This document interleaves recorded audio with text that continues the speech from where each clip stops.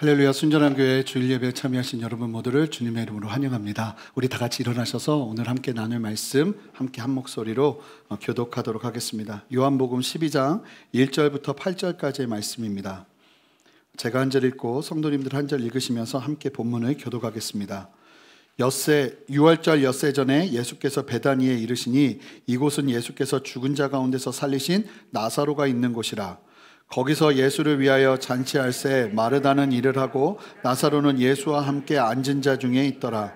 마리아는 지극히 비싼 향유 곧 순전한 나드 한 근을 가져다가 예수의 발에 붓고 자기 머리털로 그의 발을 닦으니 향유 냄새가 집에 가득하더라.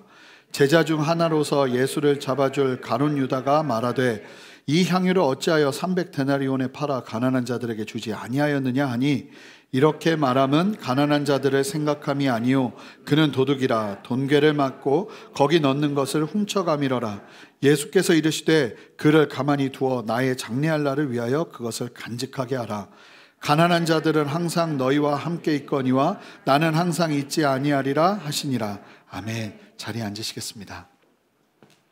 우리 기도하고 말씀 나누겠습니다. 하나님 감사합니다. 이 시간 주님께서 가장 필요한 말씀 나누실 줄 믿고 주님을 경외하며 주님 앞에 섭니다. 주로부터 오지 않은 모든 것들이 떠나가는 시간 되게 하시고 온전히 주의 진리만 우리의 심령 가운데 새겨지게 하여 주셔서 주님께서 하시고자 하는 당신의 일들을 아버지 오늘 예배 가운데 마음껏 이루어 주시옵소서. 감사드리며 예수 그리스도 이름으로 기도합니다. 아멘. 나사로를 살리신 예수님의 인기와 인지도는 유대 종교 지도자들로 하여금 사내들인 회의를 열어 예수님을 죽이기로 결의하게 했습니다. 그리고 누구든지 예수 있는 곳을 알거든 신고하여 잡도록 그렇게 예수님을 공식 지명수배를 한 겁니다. 그런데 이제 다음 주 말씀을 보시면 아시겠지만 지명수배를 했는데요, 예수님께서 예루살렘에 입성하는데 아무도 신고하지 않습니다. 사람들이 아주 흥분하여서 예수님을 왕으로 맞이하며 예수님을 쉽게 말하면 예루살렘의 입성을 환영하는 것을 보게 됩니다. 그만큼 예수님의 이 나사로를 살린 기적은 아주 파격적인 영향력을 당시 예루살렘과 유대 사람들에게 주었다는 것을 우리는 알 수 있습니다. 이 요한복음은 특별히 예수님의 이 예루살렘 입성 속에서 사람들이 어떻게 그렇게 열광적으로 예수님을 웰컴했는가, 그 부분을 이야기하면서 다른 무엇보다 이 나사로 사건이 큰 계기가 되었다는 것을 우리에게 말해주고 있습니다. 그럼에도 불구하고 지금 당장은 지금 아직 예루살렘으로 입성하시기 전이었기 때문에 예수님을 공식적으로 지명수배한 그 상황에서 예수님은 잡히시지 않으셔야 했기에 얼마간 예수님은 드러나게 나타나지 않으셨습니다. 언제나 예수님은 하나님의 때를 따라 움직이십니다. 내가 하고 싶은 대로가 아니라 하나님의 때를 위해서 필요하다면 피하고 필요하다면 숨으십니다. 심지어는 성경에서 도망갔다는 이야기가 나올 정도로, 원어로 보면 도망갔다는 표현이 딱 맞는 정도로 예수님은 도망치신 적도 있으십니다. 그리고 필요하다면 위험을 무릅쓰고라도 드러내십니다. 모든 상황에서 중요한 것은 상황과 환경이 어떻게 내 안에 펼쳐지느냐가 아니라 나에게 하나님은 지금 무엇을 말씀하시느냐가 가장 중요했던 것입니다. 자, 이제 예수님은 공생의 사역의 최종점인 십자가 죽음을 위한 구체적인 걸음을 걸으시기 위해 다시 세상에 예수님을 드러내십니다. 자, 함께 1절 말씀을 읽어보겠습니다. 함께 읽겠습니다. 유월절 엿새 전에 예수께서 베다니에 이르시니 이곳은 예수께서 죽은 자 가운데서 살리신 나사로가 있는 곳이라. 여러분, 요한복음은 오늘 본문의 사건이 언제 일어난 일인지를 말하는데 뭐라고 말하냐면 유월절 엿새 전이었다라고 이야기합니다. 계산대로라면 예수님께서 이제 십자가를 지시기 위해서 예루살렘을 입성하시는 것이 주일이었습니다. 우리의 시간으로 보면 주일이었는데 이때가 언제냐면 하루 전날인 토요일 저녁일 것입니다. 그리고 잔치가 이루어지는 건 이 유대인들에게 있어서 하루의 개념은 오후에 끝이 나고 저녁부터 새날이 시작되기 때문에 안식일이 지난 처음의 시간을 잔치를 벌이면서 예수님과 함께한 것을 볼 수 있습니다. 그래서 이 시간이 토요일 저녁이었을 것이다, 이렇게 우리가 충분히 예상할 수 있는 것이죠.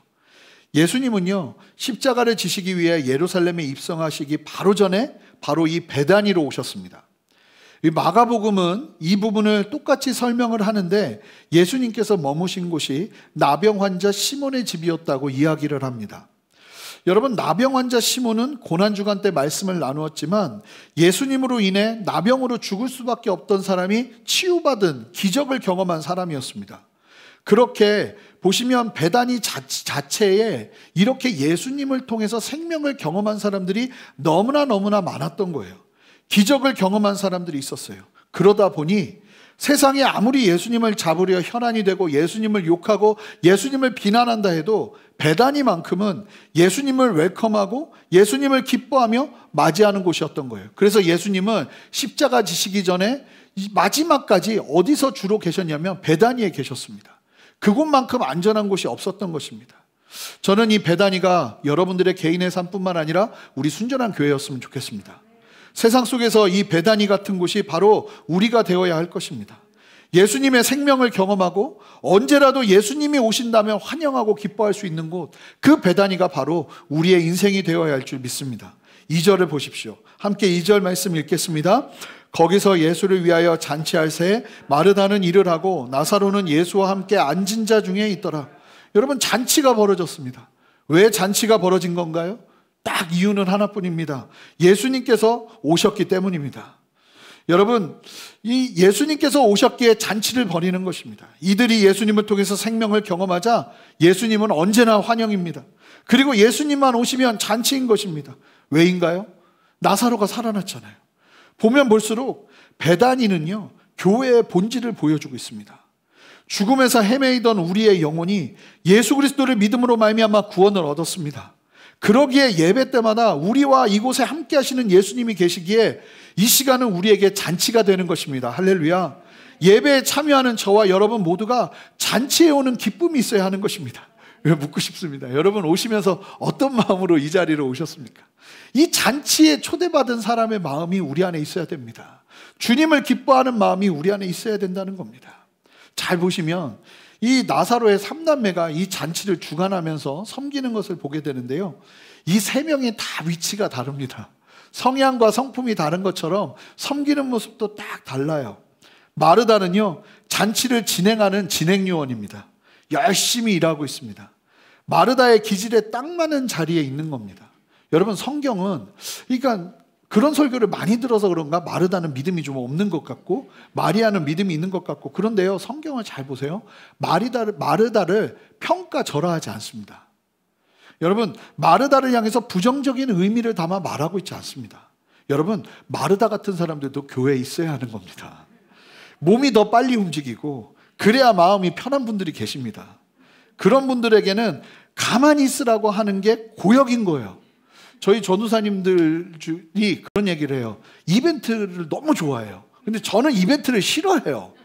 그래서 저는 막 제 삶 속에서 그래서 이벤트 가까이 하는 분들과 가족 모임 하지 않습니다. 계속 비교되기 때문에. 그런데 뭐라고 말하냐면 이벤트를 하지 말라는 건 우리를 괴롭히는 거라는 거예요. 해야 편하다는 거예요. 그러면 세상의 평화를 위해서 그들이 하게 내버려둬야 되는 겁니다. 근데 보면은 마르다가 그런 체질이에요. 가만히 있으라면 못 견디는 거예요. 성경은 그것을 이상하게 이야기하지 않아요. 마르다는 마르다의 부르심과 기질에 맞게 그 자리에서 섬기고 있는 거예요. 잘 보시면, 그리고 이제 마르다 이야기를 쭉 하고 난 다음에 나사로를 이야기하는데, 나사로는 뭐 하고 있느냐? 예수님과 함께 식사하는 자리에 앉아 있습니다. 그런데요, 저는 요한복음을 보면서 너무나 은혜가 되는 게 뭐냐면, 여러분, 나사로에 대한 설명이요, 나사로가 살아났잖아요. 나사로에 대한 설명이 이게 다예요. 예수님과 함께 식사했다. 여러분, 요한복음이요, 우리의 궁금증을 다뤄주지 않습니다. 우리가 알아야 할 부분만 강조해주고 있습니다. 이게 무슨 얘기냐면, 나사로의 사건에서 정작 여러분 듣고 싶은 게 뭡니까? 전 이런 거예요. 나사로가 어떤 병에 걸려서 죽었는지, 그리고 무엇보다 너무 궁금한 게 나사로는 죽은 그 4일 동안 무엇을 경험했는지, 그런 죽은 상태에서 나사로가 본 것은 뭐고 경험한 건 뭔지, 나사로는 다시 살아난 후에 무엇을 사람들에게 말했는지, 이런 것들이 사실은 너무나 궁금한데 성경은요, 그것에 대해서 하나도 언급하지 않습니다.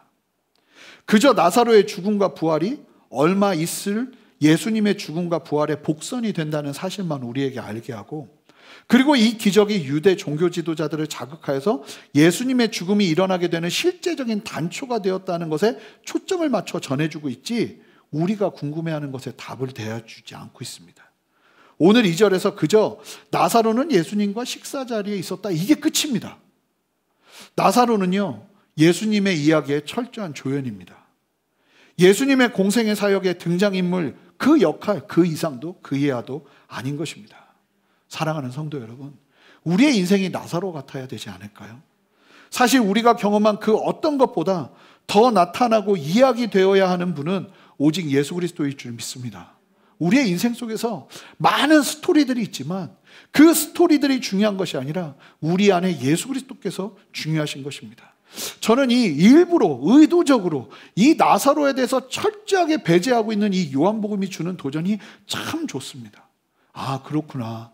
우리의 인생은 이 나사로와 같은 인생이어야 하구나. 참으로 놀라운 것을 경험했다 할지라도 우리의 자랑은 오직 예수 그리스도여야 하는구나. 그러고 보니 참 간증이 조심스럽고 위험한 것이라는 생각도 들어요. 우리의 간증 속에서 정말 우리의 어떠함이 드러나는 것이 아니라 오직 예수 그리스도, 혹여나 예수 그리스도의 영광이 가려질 것 같으면 차라리 우리의 간증을 하지 말아버리는, 나사로의 이야기, 많은 것들을 이야기해 주면서 사람들의 궁금증을 풀어줄 수 있을 것 같지만 성경은 나사로를 쉽게 말하면 가려둡니다. 가려두는 그 성경의 의도대로 우리의 삶도 가려져야 하지 않을까요? 이 나사로의, 하나님께서 이끄시는 나사로를 향한 그의 인생이 우리의 인생이 되었으면 좋겠습니다. 자, 이제 마르다도 설명되었고 나사로도 설명되었습니다.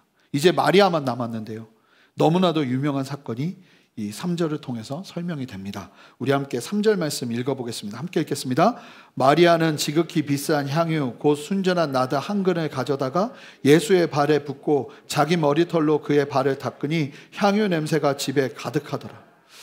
이 마리아가 전혀 예상하지 못한 행동을 합니다. 그녀가 가지고 있던 순전한 나드 한 근, 예수님께 그 한 근을 가져왔습니다. 이거는요, 당시에 대부분 이 유대 사회에서 이런 순전한 나드는 이 향수 같은 거거든요. 향수 오일 같은 건데 인도에서 수입해 오는 것이었다고 합니다. 그래서 굉장히 비싸고 가치가 있었어요. 그 한 사람의 노동자의 1년 월급 정도의 가치였다고 이야기를 합니다. 그리고 나중에 보면 가룟 유다가 이야기하는 거 보면 우리나라 돈으로 환산하면 최소한 3천만 원 이상의 돈이 드는 그 정도의 가치 있는, 쉽게 말하면 나의 재테크 같은 게 이 향유 옥합이에요. 그런데 그 순전한 나드 한 근이 옥합에 담겨져 있었는데 그걸 가지고 와서 아주 비싼 것이었는데, 그리고는 무엇을 했냐면 그 향유를 예수님의 발에 붓고는 자기의 머리털로 예수님의 두 발을 씻겨드립니다. 그러자 그 향유의 향기가 온 집안에 그만큼 너무 좋은 거였기 때문에, 이게 한번 깨면 이 향유는 우리가 요즘 보는 어떤 병에 뚜껑이 있어서 열었다 뺐다 할 수 있는 것이 아니었다고 그래요. 향유를 한번 사용하려면 위에 머리 부분을 깨야 됐다고 합니다. 그러고 나면 한 번에 다 써야 되는 거였다고 하는 거예요. 그게 다 썼어요. 그랬더니 향기가 그 방 안에 가득 넘친 거예요. 자, 이 마리아가 깨뜨린 순전한 나드, 이 섬김을 설명하는 3절을 통해서 이 3절이 말하는 내용만 그대로 보면서 우리가 발견하는 세 가지의 특징이 있습니다. 이 마리아가 섬기는, 자, 첫 번째는 이 마리아의 섬김이 너무 과하다는 겁니다. 자, 지금 마리아는 발을 씻겨드리기 위해서 값비싼 향유값을 깨뜨립니다. 여러분, 발은요 언제든지 닦을 수 있는 겁니다. 그런데 이와 같이 발을 씻어드리기 위해 그녀의 나드 한 건을 온전하게 사용하는 마리아입니다. 여러분, 특별히 이 베다니 지역이 어떤 지역인지 아십니까? 제가 고난주간 때도 이 베다니 지역의 특징에 대해서 말씀드렸는데, 예루살렘에서 약 서편으로 3km 정도 떨어진 곳이었는데 그 3km 정도 되는 거리 안에 나병 환자를 수용하는 수용시설을 따로 두고 있었어요. 그래서 이 베다니는 어쩌면 나병 환자들이 많은 지역으로 치부됩니다. 여러분, 그렇다면 고대 사회에서 이 베다니는 어떤 지역일까요? 굉장히 가난한 마을이에요. 굉장히 힘들고 어려운 사람들이 사는 마을이에요. 여러분, 이 수용시설에 가까운 지역이에요. 만약 베다니가 부유한 지역이었다면 절대로 있을 수 없는 일이죠. 그렇습니다. 베다니는 아주 가난한 사람들이 많은 마을일 가능성이 큽니다. 그런 베다니에서 마리아가 예수님의 발을 한번 씻겨드린다고 3천만 원을 쓴 겁니다. 여러분, 호텔방에서 1,000만 원이 넘는 아주 고급 방에서 잔다고 해도 참 쉽지 않은 건데, 여러분 생각해 보세요. 발을 닦아드리는데 3천만 원을 써버렸어요. 발은 내일도 닦을 수 있고 내일 모레도 닦을 수 있는데 예수님의 발을 닦기 위해서 3천만 원을 썼다는 겁니다. 분명 객관적인 눈으로 본다면 과한 섬김으로 여겨질 수 있습니다. 우리가 봐도 참 의아할 수 있다 하는 섬김인 것입니다. 두 번째는요, 계획되지 않은 섬김이었습니다. 왜 계획되지 않는 섬김이었냐면, 정작 예수님의 발을 씻겨드려야지 하고 왔는데 그녀는 나드 한 금만 가지고 왔지 예수님의 발을 씻겨드릴 어떠한 것도 가지고 오질 않았어요. 그러니까 이게 어느 정도 계획하고 예수님의 발을 씻겨드려야겠다 하고 막 준비해서 이 일이 벌어진 게 아니라는 거예요. 여러분, 마리아는 자신의 머리카락으로 그 향유를 부으며 예수님의 발을 씻겨드리는 것을 볼 수 있습니다. 무엇을 말하는 것인가요? 즉흥적인 섬김이었다는 겁니다. 즉흥적인 섬김. 자, 세 번째, 수치를 두려워하지 않는 섬김이었습니다. 왜 그렇게 보느냐? 특별히 이 마리아가 예수님의 발을 씻겨드리기 위해서 자기의 머리를 풀었다. 자, 이것은요, 오늘날 우리에게는 뭐 있을 수 있는 일이다 이렇게 생각할지 모르겠지만, 유대 사회에서 여인이 자신의 머리를 사람들 앞에서 풀어헤치는 것은요, 수치로 여겼습니다. 수치로. 자신의 머리를 풀어헤치는 것만 해도 수치스러운 일인데, 그 머리를 풀어헤쳐서 사람에게 가장 천시되던 발을 닦는다는 건 수치 중에 수치일 수 있다는 일입니다. 수치일 수 있다는 겁니다. 원어를 보면 머리카락으로 예수님을 발을 닦았다라고 할 때 이 닦았다는 표현을 보면요, 뭐 이런 느낌이에요. 마치 미용사가요, 화장품을 상대방 얼굴에 이렇게 미리 막 골고루 발라주는 것처럼 그렇게 조심스럽게 골고루 문질러주는 것을 영상하게 하는 단어가 사용됐어요. 그러다 보니 이 마리아가요, 그냥 머리카락으로 대충 예수님의 발을 닦아드린 게 아니고요, 발 구석구석을 머리카락으로 향유로 그 비싼 것으로 다 정말 빈틈없이 예수님의 발을 깨끗이 닦고 있었다는 거예요. 여러분, 왜 이처럼 즉흥적으로 계획되지 않은 과한 섬김을 하고 있는 건가요? 뭐 다른 것 있겠습니까? 오빠 나사로가 죽었는데 그 죽음에서 살아나는 기적을 예수님을 통해서 경험했습니다. 게다가 마가복음에서는 지금 예수님께서 머무신 곳이 문둥병자 시몬의 집에서 머물고 계신다고 하는데, 여러분, 이 장소에서 잔치를 주관하는 사람이 누굽니까? 마가복음에서는 예수님이 시몬의 집에 머무셨다고 했어요. 그런데 시몬의 집에 머물렀으면 시몬이 잔치를 주관해야 되잖아요. 그런데 누가 잔치를 주관하고 있냐면 마리아와 마르다와 나사로가 잔치를 주관하고 있어요. 여러분, 이를 통해서 많은 사람들이 예상하는 게 뭐냐면요, 문둥병자, 나병 환자였던 시몬은 나사로 집안과 연관이 있는 사람이라는 거예요. 충분히 예상 가능한 이야기죠. 그렇게 본다면 이 나사로 집안은요, 나사로뿐만 아니라 예수님께 은혜를 입은 사람이 많이 있었다는 것을 예상할 수 있는 겁니다. 예수님이 아니면 죽을 수밖에 없는 사람들이 예수님을 통해서 살아난 겁니다. 보시면 여러분, 수많은 군중들이 예수님의 치유를 경험했습니다. 그런데 요한복음에서요, 이처럼 감사를 표현한 경우를 보셨나요? 찾아보기 힘듭니다. 요한복음에서만 해도 예수님께서 병을 낫게 하시는 이적들을 참 많이 보이셨지만 정작 치유를 받은 사람이나 관계자가 이처럼 감사를 고백하는 모습을 찾아보기가 힘듭니다. 여러분, 사람이요, 원래가 은혜 받기 전에는 참 간절해도 정작 은혜를 받고 나면 그 은혜에 감사하며 이처럼 귀한 섬김을 하는 사람을 찾아보기가 쉽지 않습니다. 누가복음 17장을 보면 나병 환자 10명이 등장합니다. 그들 모두가 간절하게 예수님을 보자 고쳐달라고 애원을 합니다. 이때 예수님께서 뭐라고 하시냐면, 나병 환자가 있는데, 나병이 그대로 내 안에 있는데 가서 너희 몸을 제사장에게 보이라고 그래요. 왜 제사장에게 보이라고 하냐면, 혹여나 나병 환자가 낫게 되면요, 이 사람이 정말 나았는지를 마지막으로 최종 확인해 주는 사람들이 제사장들이었어요. 그래서 제사장들이 보고 이 사람은 나병에서 나았다 하면 마을로 들어갈 수 있는 거예요. 공동생활을 같이 공동체 생활을 할 수 있는 거예요. 사회로 들어갈 수 있었던 거예요. 그런데 아직 나병이 내 안에 있는데 그럼에도 불구하고 예수님이 뭐라고 말씀하셨냐면, 그냥 가라, 제사장에게 가서 너의 몸을 보여라 하는데 그때 기적이 일어난 거예요. 10명이 걸어가는 중에 점점 몸이 깨끗해지기 시작하는 거예요. 그리고 제사장 앞에 섰는데 보니까 나병이 깨끗하게 나은 거예요. 할렐루야죠. 얼마나 놀라운 기적이에요. 그런데요, 생명이 다시 그들에게 시작된, 정말 다시 산 것보다 더 귀한 간격이 있는 그들이었는데, 여러분, 그 은혜를 입었음에도 불구하고 누구만 예수님께 돌아왔는지 아십니까? 10명 중에 몇 명이 돌아왔을까요? 아시겠지만 한 명만 돌아왔습니다. 그런데 그 한 명도 누군지 아십니까? 유대인들이 그렇게 천시하는 사마리아 나병 환자 한 명만 돌아옵니다. 나머지 유대인 9명은 돌아오지 않습니다. 유대인들이 그렇게 혐오하는 사마리아 한 사람, 여러분, 기가 막히지만 이게 현실이라는 거예요. 그런데 마리아는 그런 배은망덕한 유대인들과 달랐어요. 그녀는 예수님을 향한 감사의 마음이 주체되지 않은 거예요. 여러분 잘 보시면 이 향유옥합을 깨뜨리고 예수님을 섬겨드리는 장면이 참 어리숙해요. 참 어떻게 보면 세련되지 않아요. 잘 준비해서 막 이 가치가 얼마나 되는 건지 설명하고 막 이런 것도 없어요. 그냥 예수님께 눈물을 흘리면서 어떻게 보면 정말 머리카락을 풀어 헤치면서 예수님의 발을 씻어드리는 참 어설픈 섬김이지만, 과한 섬김이지만, 여러분, 예수님을 향한 섬김이 과했고 계산되지 않았고 즉흥적인 모습이었고, 사람들의 시선이 자신이 받을 수치가 충분히 예상되는 상황이었음에도 불구하고 이 마리아는 예수님을 섬겼다는 거예요.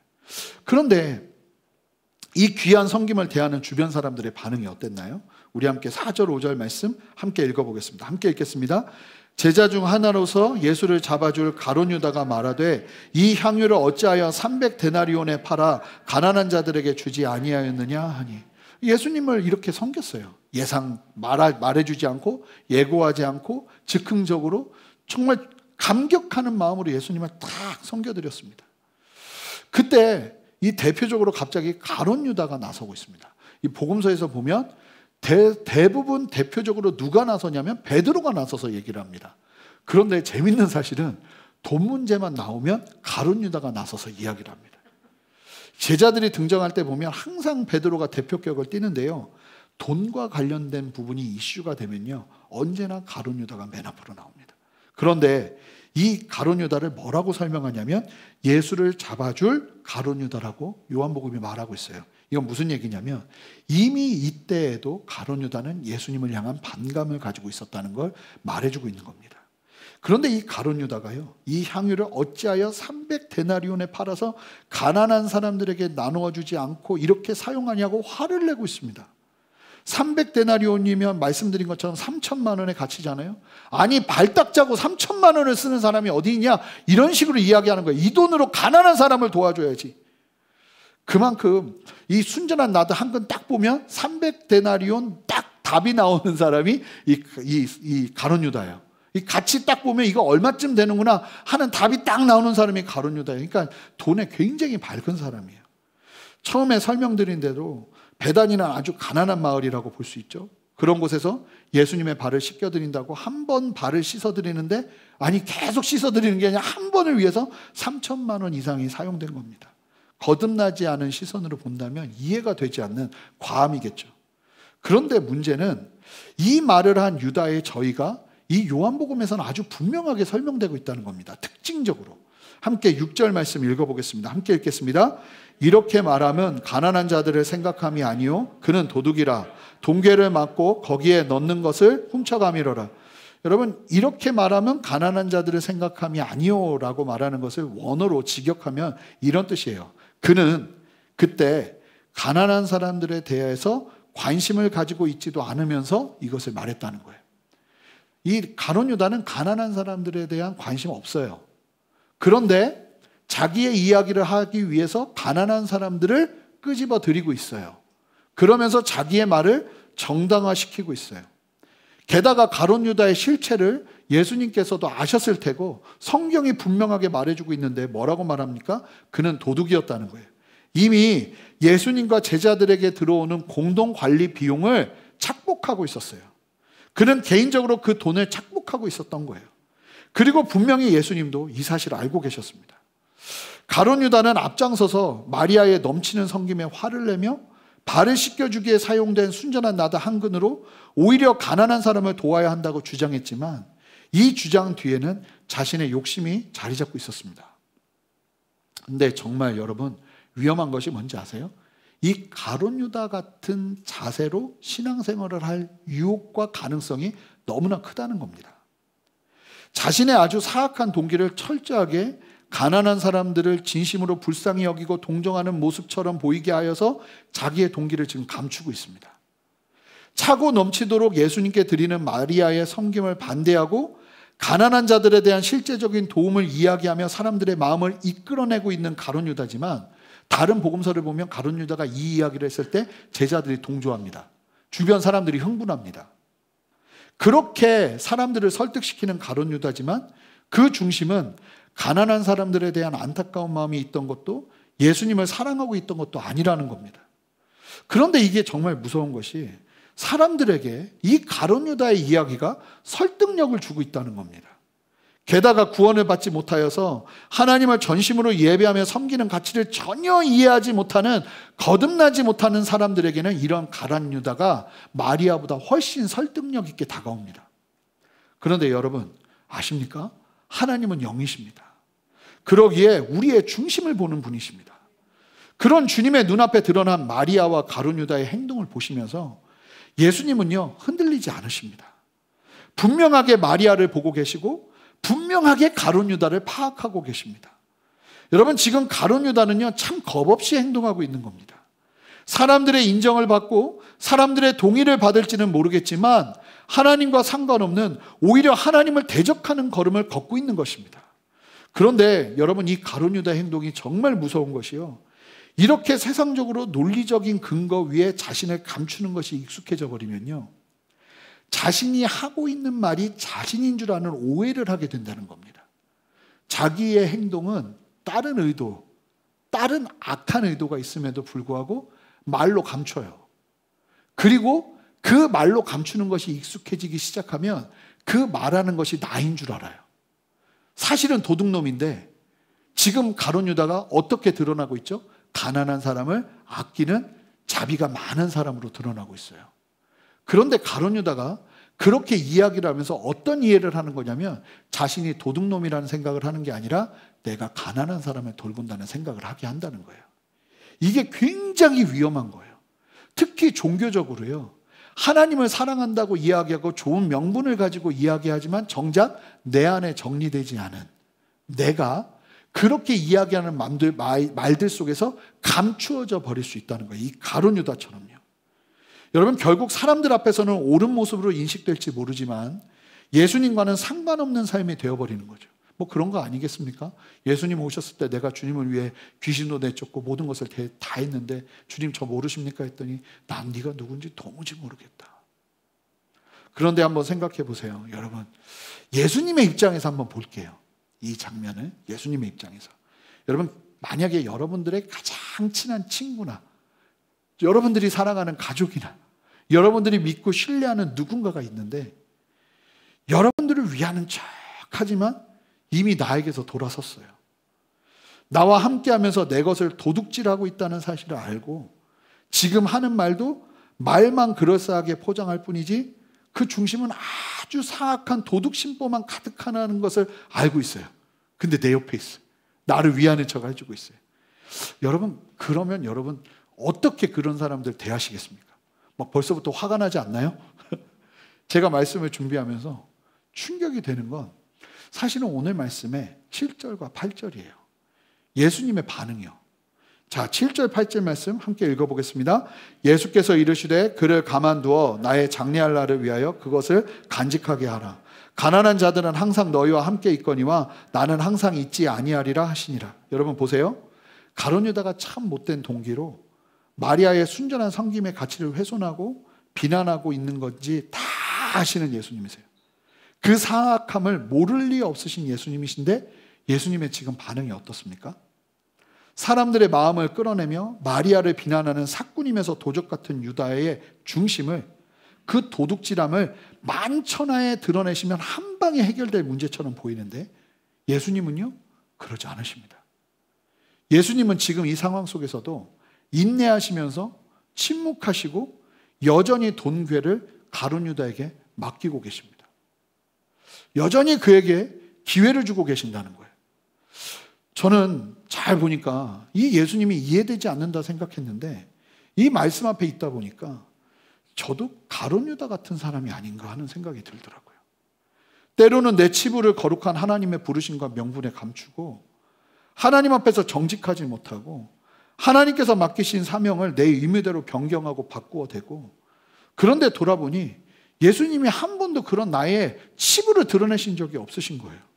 지금 가룟 유다에게 하시는 것처럼 저의 치부를 드러내지 않으시고 그저 제가 그 일을 잘 감당할 수 있도록 묵묵히 힘주시고 함께 하시는 주님이셨던 거예요. 여러분, 참 쉽지 않은 적용이에요. 모든 상황에서 우리가 이와 같이 할 수는 없어요. 그런데 적어도 우리의 인생 속에서 지금 예수님께서 가룟 유다를 용납하고 받아들이는 그 사랑이 우리에게도 때로는 필요할 때가 있다는 것이에요. 쉽지 않은 길이지만 오래 참음이 생명이 되고 있는 것이죠. 그런데 제가 그 예수님의 오래 참음을 통해서요, 조금씩 나아진 거예요. 주님이 제가 주님 앞에 나갈 때마다 막 무서운 경찰관처럼 너 그때 무슨 죄 지었지 하고 이야기하면서 우리를 끄집어내시는 하나님이 아니셨기에 내가 지금의 내가 될 수 있었다 하는 생각을 너무나 많이 하게 되는 거예요. 여러분, 이사야 30장 18절 말씀 읽어보겠습니다. 함께 읽겠습니다. 그러나 여호와께서 기다리시나니 이는 너희에게 은혜를 베풀려 하시며 일어나시리니 이는 너희를 궁일이 여기려 하심이라. 대저 여호와는 정의의 하나님이시라. 그를 기다리는 자마다 복이 있느니라. 여러분, 하나님은 원래가 이런 분이시라는 거예요. 이 주님의 놀라운 사랑이 저와 여러분 모두에게 경험되시기를 주님의 이름으로 축복합니다. 여러분, 그리고요, 내 주변의 가족들에게, 교회 지체들에게, 세상 사람들에게도 우리가 이 주님의 마음으로 나가야 할 때가 있습니다. 여러분, 드러내고 심판하고 판단하는 것이 해결해 주는 것처럼 보이지만 여러분, 세상 어려운 게 사람입니다. 결국 저도 사역을 해보니까 제일 어려운 건, 사역은 어려운 적이 한 번도 없습니다. 항상 사람이 어렵습니다. 그런데요, 이 사람이요, 내가 심판하고 판단하고 정죄하고 정확하게 이야기한다고 해서 사람의 관계가 해결되고 사람이 변화되는 게 아니더라고요. 예수님의 변함없는 신뢰와 오래 참으심이 깨달아지는 그때에 진정한 변화가 일어나죠. 부활하셔서 예수님을 배반한 제자들에게 또 찾아가셔서 내 양을 먹이라고 하시자 자신을 배반했던 그 제자들이 그제서야 비로소 예수님께 돌이킵니다.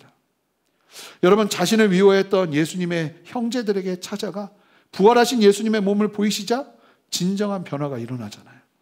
우리가 닮아야 할 예수님의 길이라는 겁니다. 여러분, 참 쉽지 않은 길이지만 오래 참으심, 주님의 그 오래 참으심의 사랑으로 변화된 우리가 세상을 향해서도 오래 참음으로 나아가야 되는 줄 믿습니다. 야고보서 말씀을 토요일에 나누었지만 부한 자나 가난한 자나 생명같이 있어야 되는 게 뭐라는 거예요? 오래 참음이라는 거예요. 인내라는 거예요. 이 인내가 있어야 변화가 일어나고 하나가 될 수 있다는 거예요. 여러분, 예수님이요, 우리를 그렇게 대하십니다. 가룟 유다처럼요. 우리의 연약함을 아심에도 불구하고요.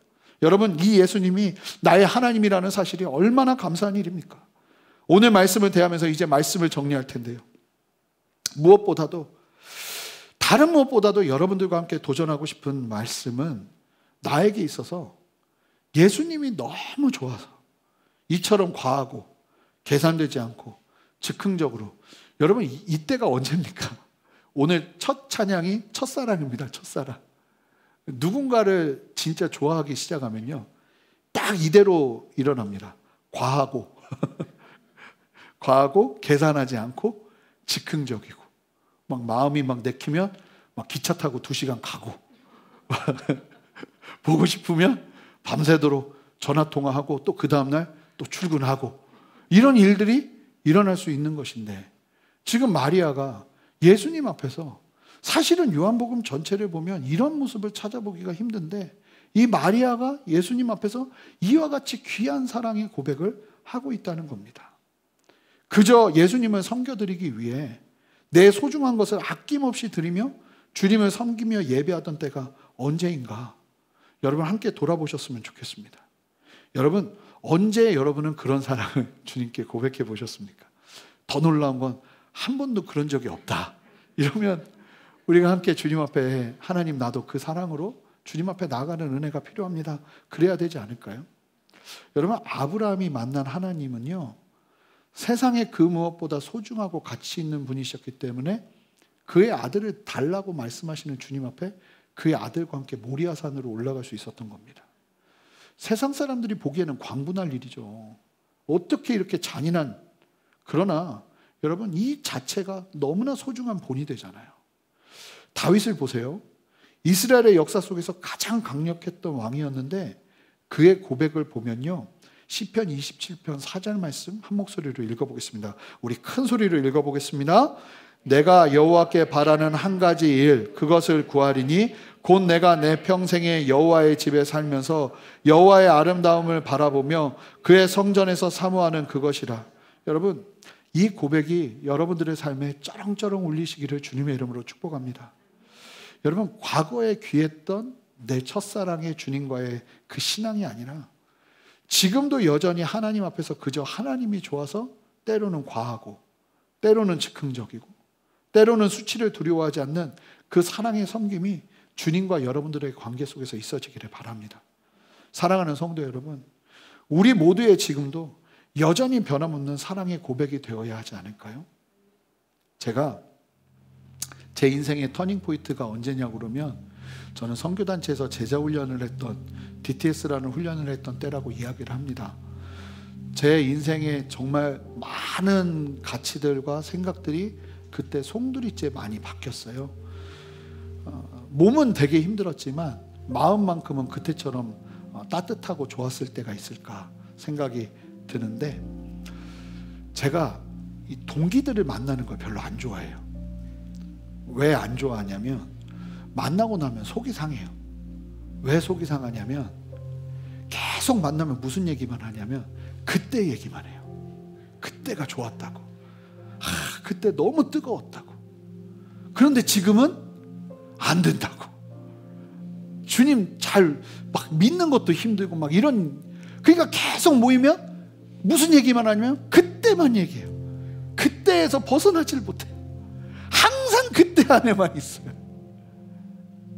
여러분, 우리가 훈련받는 이유는 이제 앞으로 더 풍성하게, 더 깊게 주님과 교제하며 주님을 닮아가며 살라고 훈련받는 것인데, 여러분, 어떤 뜨거운 하나님과의 만남이 과거의 기억으로 머물러 버려서, 은혜의 경험으로 머물러 버려서 지금도 생각하면 그때가 좋았네 하는 수준으로 살게 된다면 어떻게 보면 참 불행한 인생이에요. 여러분 생각해 보세요. 결혼한 여러분들의 배우자가 계속 얘기하는 거예요. 그때가 좋았는데, 연애했던 그때가 좋았는데. 그러면 무슨 얘기예요? 지금 마음에 안 든다는 얘기예요. 불행한 거죠. 제가 참 도전을 받았던 게 교수님 부부였는데 그런 얘기를 하는 거예요. 내가 연애 때 사랑한다고 한 그 사랑이 얼마나 얇고 가벼운 것인지 5년이 지나니까 알게 되겠다는 거예요. 10년이 지나니까 또 5년 전이 얼마나 그랬는지 알겠다는 거예요. 15년이 지났는데 또 얼마나 그랬냐는지 알겠다는 거예요. 여러분, 이게 이제 쉽지는 않지만 정상적인 관계인 거죠. 하물며 우리는 하나님과 관계하고 있습니다. 하나님과의 관계는요, 한때의 추억으로 남는 것이 아니라 우리 안에 끊임없이 때로는 즉흥적이고 과하고 때로는 그냥 내 마음이 하고 싶은 그 마음이 너무 커서 주님을 섬겨드리는 그런 사랑이 우리 안에 풍성하게 넘쳐나야 되는 거예요. 그리고요, 바라고 소망하는 건 이 주님과의 사랑의 관계는 과거에서 머무는 것이 아니라 우리의 삶 속에서 더 확장돼야 하는 거죠. 제 인생의 DTS는 시작도 안 했어요. 앞으로 더 많이 이루어질 거예요. 여러분들과 함께 신앙생활하면서 주님을 더 많이 경험할 거예요. 여러분, 과거에 머무는 그때 좋았던 신앙이 아니라 지금도 여전히 주님 생각하면 내 소중한 거 드리는 거 불편하지 않고 그냥 즉흥적으로 내 마음 들여서 주님이 좋아서 눈 뜨면 그냥 주님 섬기러 가고 싶고, 주님의 나라와 영광을 위해서 내 삶을 드리는 것이 부끄럽지 않고, 세상 사람들이 아무리 나를 함부로 평가하고 판단한다 할지라도 그 평가와 판단은 아무것도 아니고 그냥 주님이 좋아서 주님 앞에서 그렇게 그저 섬기는 이 순전한 나드 한 그릇을 깨뜨린, 이 향유컵을 깨뜨린 마리아의 사랑, 이 사랑이 우리 모두에게 회복되어야 하지 않을까요? 여러분, 앞으로도 변함없이 누리는 하나님과의 관계여야 하지 않을까요? 참 좋은 사람은요, 진짜 좋은 사람은 변함없는 사람입니다. 저는 이게 참 그러고 싶습니다. 그래서 결혼할 때도 연애 때 하고서 결혼하고 안 할 거는 연애 때도 안 했어요. 그래서 꽃 이런 거 안 사줬어요. 왜냐하면 결혼하고 났더니 변했더라 이런 얘기 듣기 싫어요. 그냥 변함없었으면 좋겠어요. 연애 때나 결혼하고 나서나. 자, 우리 형제님들에게 큰 힘을 드리고 있습니다. 마찬가지로 신앙생활도 똑같아요. 지금과 10년 후가 변함없고, 아니 더 뜨겁고 열정적이었으면 좋겠어요. 주님을 그렇게 사랑하면서 신앙생활을 해야 이게 건강한 거예요. 주님은 그런 생명의 관계로 우리를 이끄시는 거예요. 옛적에 드렸던 향유옥합 시간 지나면 아무것도 아닙니다. 여러분, 지금 내가 드리는 향유옥합, 지금 내가 과하게 드리는 주님을 향한 사랑, 이 사랑이 우리 안에 불같이 일어났으면 좋겠습니다. 이 다윗의 고백, 내가 여호와께 바라는 한 가지 일, 왕이 바라는 게 얼마나 많겠어요. 그런데 한 가지 일, 내 평생에 여호와의 집에 살면서 여호와의 아름다움을 바라보며 그 성전을 사모하는 것이 나의 유일한 소망입니다. 그 소망이 우리 모두의 소망이기를 바랍니다. 함께 기도하시겠습니다. 하나님, 오늘 우리에게 도전하시는 이 주님의 도전을 함께 드리며 주님 앞에 서기를 원합니다. 주여, 말씀하시고 다스려 주셔서 하나님의 마음과 하나님의 뜻에 온전히 서서 주님 변함없이 주님을 사랑하며 어제보다 더 뜨겁게 주님을 섬기며 더 귀한 주님 만나며 나아가는 생명의 관계를 우리 모두가 누리기를 원하오니 주여 역사하시고 함께하여 주시옵소서. 감사하며 예수 그리스도 이름으로 기도합니다. 아멘. 우리 함께 일어나서 함께 주님 앞에 우리의 마음을 고백해 드리며 나가겠습니다.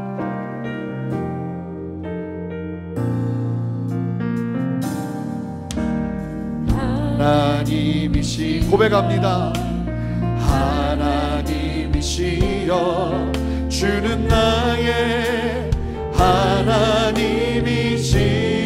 하나님이시로다. 나의 몸과 마음 주를 갈망하며 이제 내가 주께 고백하는 말 여호와는 선포합시다. 나의 힘이요 여호와는 나의 구원이시니 내가 누구를 두려워하리요. 여호와는 생명의 피난처시니 아멘. 주의 인자가 생명보다 나음으로 내 입술이 여호와를 찬양하리. 내 평생에 주를 찬양하며 주의 이름으로 내 손 들리라. 우리 다시 한번 고백합니다. 하나님이시여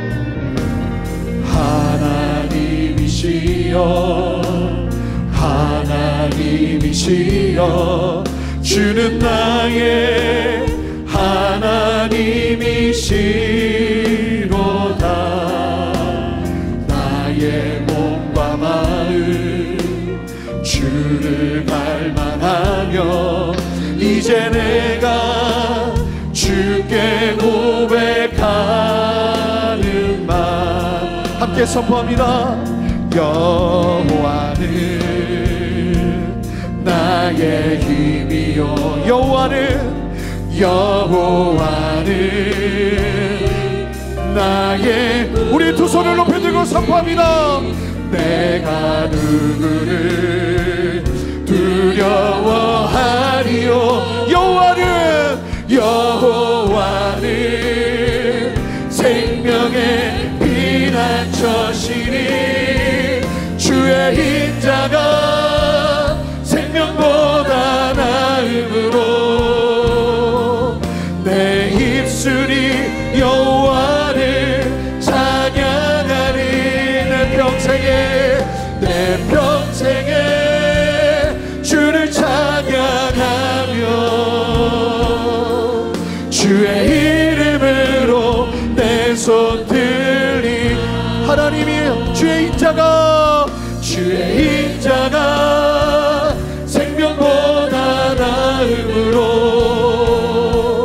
내 입술이 여호와를 찬양하리. 내 평생에 주를 찬양하며 주의 이름으로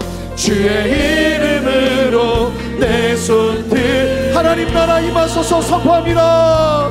하나님 나라 임하소서.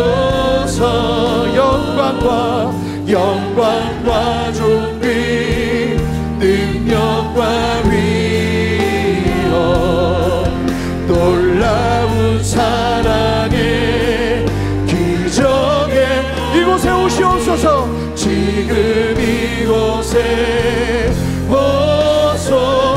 하나님 나라 임하소서. 하나님 나라 임하소서. 영광과 존귀 능력과 위엄 놀라운 사랑의 기적의 하나님 지금 이곳에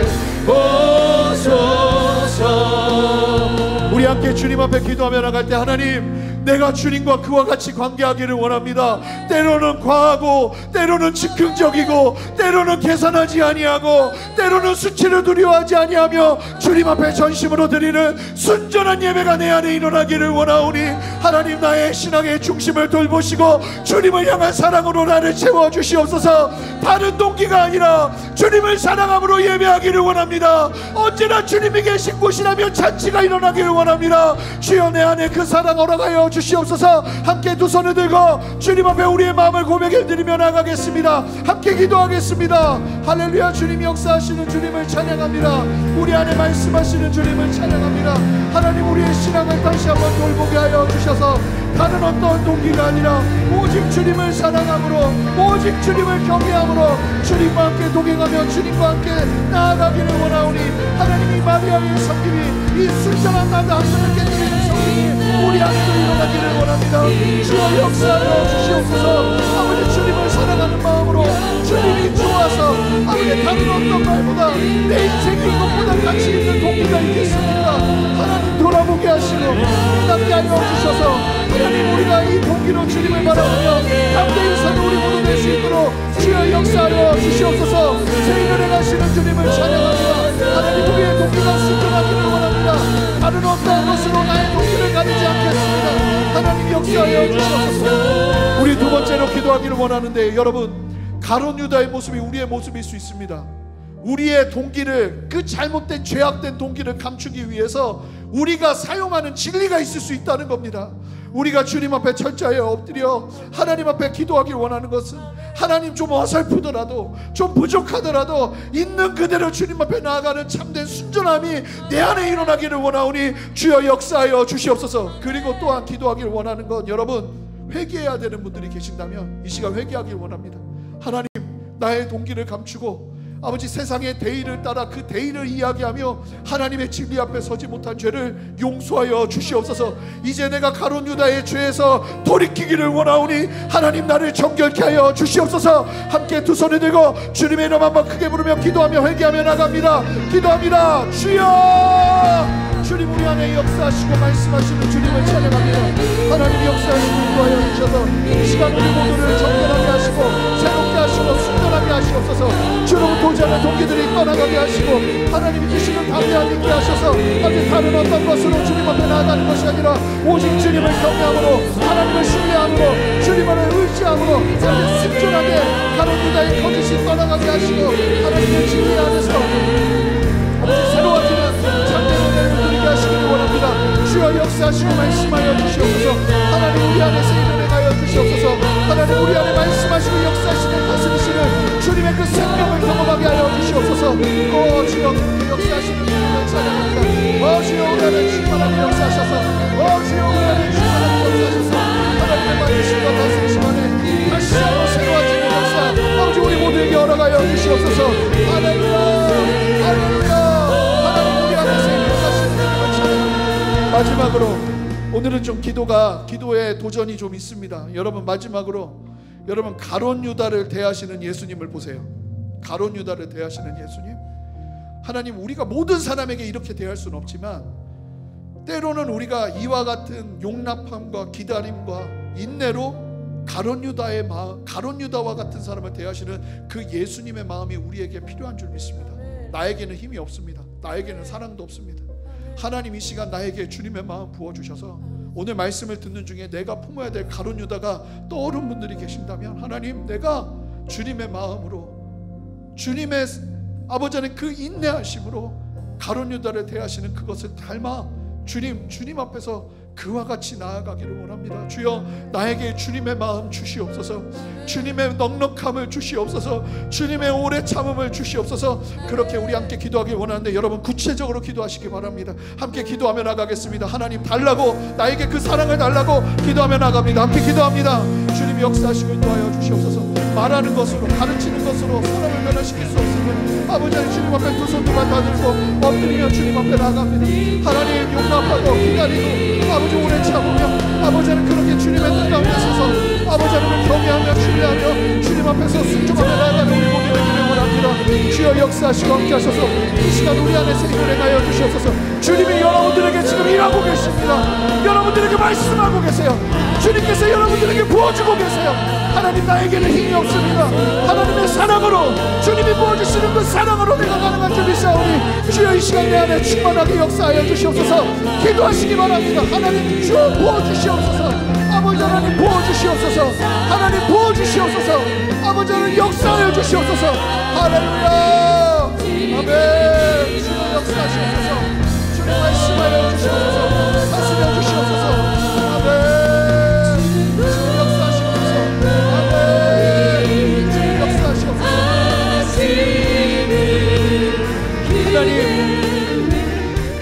하나님 감사합니다. 오늘 이 아침에 저희에게 이 말씀으로 도전하여 주시니 감사합니다. 상식적이지 않은 모습이 오늘 본문에서 너무 많이 보입니다. 상식적이지 않게 섬기는 마리아, 상식적이지 않게 자기의 원수 같은 가룟 유다를 여전히 품에 두시고 함께 하시는 예수님. 이 상식적이지 않지만 믿음의 눈으로 거듭나 바라본다면 너무나 상식적인 이 놀라운 주님의 길이 우리의 길이 되기를 원하오니 주여 역사하여 주셔서 우리의 머리로 판단하고 우리의 머리로 계산하는 것이 아니라 거듭난 눈으로 주님을 사랑하는 마음으로 그렇게 주님 앞에 순종하며 오늘의 말씀을 이뤄내는 우리 모두 되기를 원하오니 주여 역사하여 주시옵소서. 무거운 말씀이라도 하나님, 우리로 능히 그 말씀을 살아가게 하기 위해 이와 같이 기록하여 우리에게 전달하시는 주님의 그 마음을 우리가 온전히 깨달아 이제 이 진리를 살아내기를 원하오니 성령이여 역사하시고 함께하여 주시옵소서. 하나님, 사랑, 주님을 사랑하는 그 사랑 다시 한번 새롭게 부어주시고 아버지, 형식적이고 너무나 그저 습관처럼 되어버린 주님과의 관계가 오늘 이 말씀을 통해서 마리아와 예수님의 관계처럼 그렇게 살아있는 생명의 관계가 될 수 있도록 우리 안에 찾아오셔서 주님 더욱더 뜨겁게 만나 주시옵소서. 하나님, 용서가 일어나게 하시고 오늘 말씀대로 역사하시는 주님의 일하심이 있게 하시고 가룟 유다의 거짓이 떠나가는 역사가 일어날 수 있도록 주님 우리와 함께하여 주시고 우리의 순전함이 아버지 그대로 드러나 이 땅에서 수치가 있고 아버지 하나님 많은 오해가 있다 할지라도 두려워하지 아니하고 주님의 뜻을 따라 순종하며 나아가는 참된 순종의 결단이 우리 모두에게 있기를 원하오니 주여 역사하시고 함께하여 주시옵소서. 감사함으로 주님께 드리는 헌물 주님 기뻐 받아주시고 이 재정이 사용되는 곳마다 하나님의 나라가 임하게 하시고 하나님, 우리 성도님들의 삶이 정말 주님께서 주시는 당신의 일하심과 역사하심 속에서 순종함으로 나아갈 때, 오래 참으며 나아갈 때 늦은 비와 같이 역사되어지는 주님의 생명의 역사를 보게 하여 주시옵소서. 비를 기다림에도 불구하고 비가 오지 않아 아버지 힘들고 어려운 고통의 시간을 보내고 계시는 분들이 있다면 주여 이 시간 여셔서 당신의 일하심과 당신의 비를 주시는 역사를 경험하게 하여 주셔서 늦은 비의 그 풍족한 역사하심이 흘러가게 하여 주시옵소서. 감사함으로 주님 앞에 나아갑니다. 이제는 우리 주 예수 그리스도의 크신 은혜와 아버지 하나님의 무한하신 사랑과 성령의 내주하심과 교통하심과 신실한 역사하심이 오늘 말씀을 기억하며 하나님 앞에 이 마리아와 같이 주님 앞에 계산하지 않는 순전한 나드 한 근으로 주님 앞에 나아가 때로는 과하고 때로는 즉흥적이며 때로는 계산하지 않고 수치를 두려워하지 않는 그 사랑의 섬김이 우리 모두에게 있기를 바라는, 함께 예배하는 모든 성도님들과 성도님들의 가정과 직장과 삶의 모든 터전 위에, 순전한 교회와 이 땅의 모든 교회들과 이 나라와 온 열방 위에 이제로부터 영원토록 함께 하시기를 간절히 축원하옵나이다. 아멘.